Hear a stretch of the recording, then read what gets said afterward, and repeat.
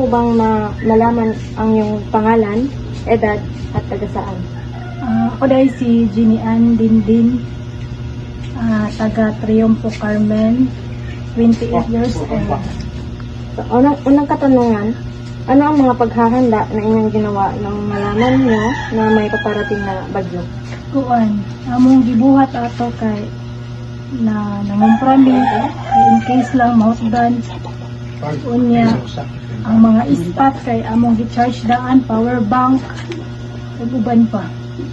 Pangalawang katanungan, noong nalasa ang bagyong Tino, anong pangyayari na inyong naranasan? Kuan, kanang kami kay dito jud ni sa Konsolasyon nagabang, unya kami diri nagstay.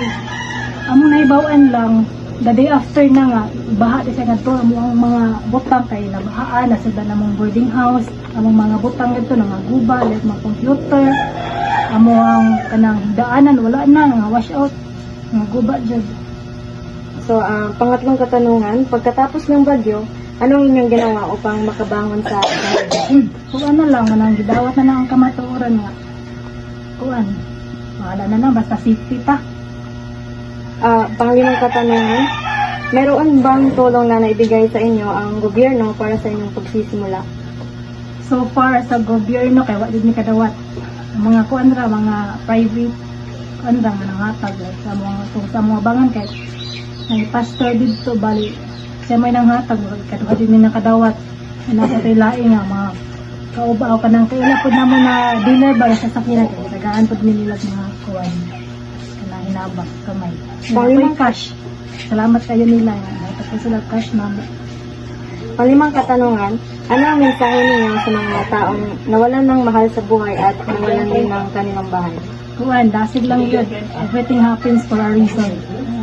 Ato lang yung kanang ato na lang yun ihangad sa Ginoo atong mga nahiaguman karon kasi ra gyud ang nakahibaw sa tanan. Sa panghuling katanungan, ano ang aral na inyong nakuha pagkatapos ng bagyo? Kuan, kanang importante gyud ang pamilya. Kay mo jud ka pahibaw kung kana sa na lang takutob dapat kuan kanang napay time magbanding-banding gyud.